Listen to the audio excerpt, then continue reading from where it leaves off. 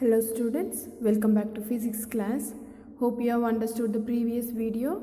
We have done some problems and the concept velocity, uniform velocity and non-uniform velocity, and also we have seen the difference between speed and velocity. So in today's class we are going to see the next concept, acceleration. So let's see what is the acceleration. The acceleration is the rate of change of velocity. When the velocity of an object changes, the object is accelerating. So when do you say an object is accelerating? When it changes its velocity. A change in velocity can either be a change in how fast something is moving or change in direction in its moving. Therefore, we can say acceleration occurs when an object changes its speed, its direction, or both speed and direction. There will be acceleration.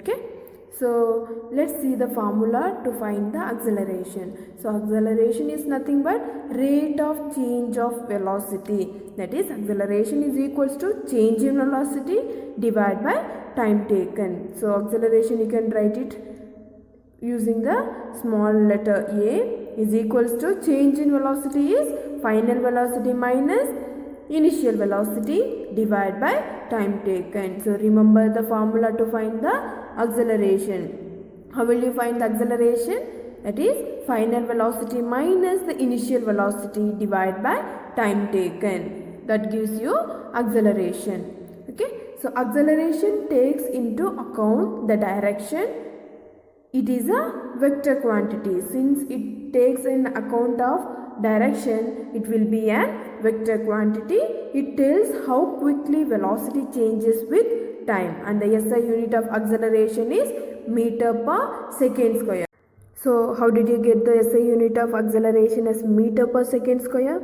So you know the SI unit of velocity, that is meter per second, and in the denominator you have time, that is in second. So when you take this second to the numerator, you will get one more second, right?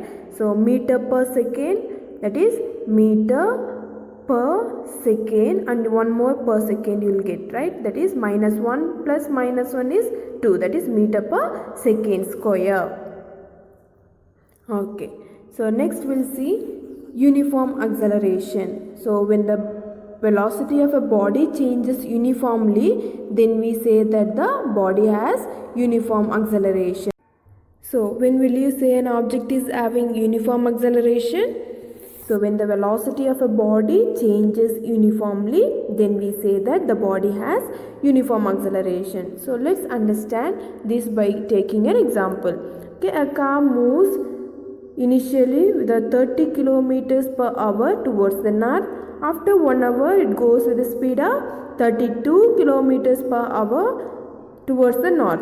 And after 2 hours, it goes with a speed of 34 kilometers per hour towards the north.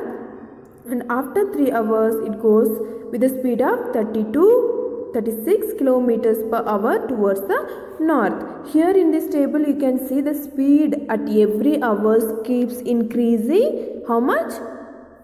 2 kilometers per hour. So for every hour it keeps on changing, increasing 2 kilometers per hour. You can see 30 to 32 and 32 to 34. 2 kilometers it is increasing. 2 kilometers per hour it is increasing, right?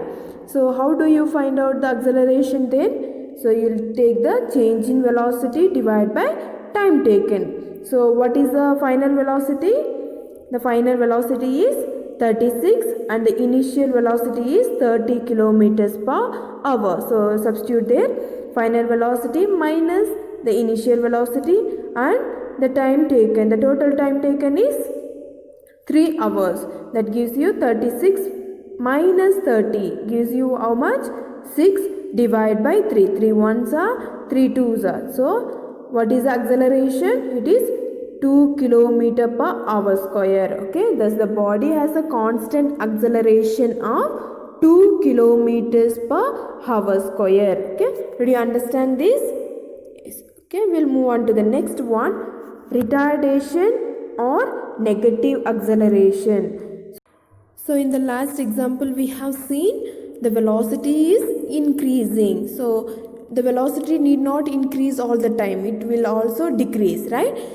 If the velocity of a body decreases uniformly, then we call it as a retardation or negative acceleration. So did you understand what is a negative acceleration or retardation? If the velocity of a body decreases uniformly, then we call it as a retardation or negative acceleration. So let's take an example for this.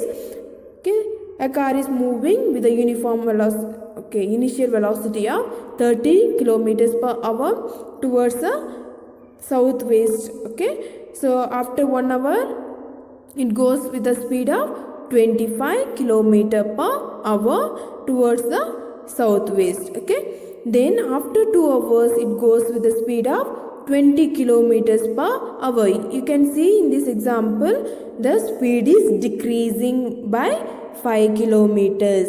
Okay, so in the last example we have seen the speed at every hours keeps increasing, but here the speed at every hours keeps decreasing. If it decreases uniformly, then we call it as a retardation. Then how will you find out the acceleration here? The same formula, final velocity minus initial velocity divided by time taken. So what is the final velocity here? 15 km per hour, and the initial velocity is 30 km per hour, and the time taken is 3 hours, right? Substitute here 15. Final velocity is 15 minus initial velocity is 30 km divided by time taken is 3. So 15 minus 30 gives you minus 15 divided by 3. 3 ones are 3 5s are. So minus 5 kilometers per hour square. This is acceleration. So the negative acceleration we call it as a retardation, right? So the retardation will be 5 kilometers per hour square.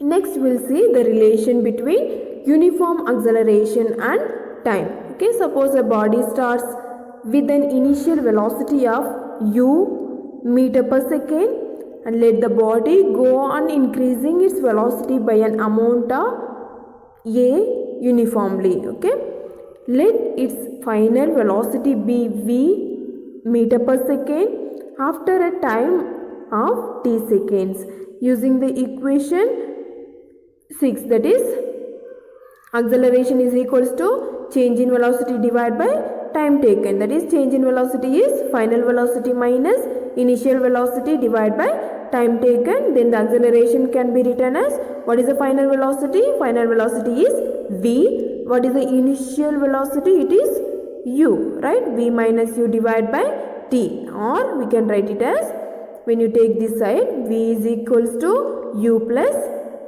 Okay, you will send this t to the other side, it will become a into t, and you will get v minus u. And when you want to have final velocity, you can send this minus u to the other side, that becomes plus, that is v is equals to u plus at. The velocity of a body under constant acceleration increases uniformly with time. Thus, average velocity is simply the average of initial and final velocity. So how will you find out the average velocity?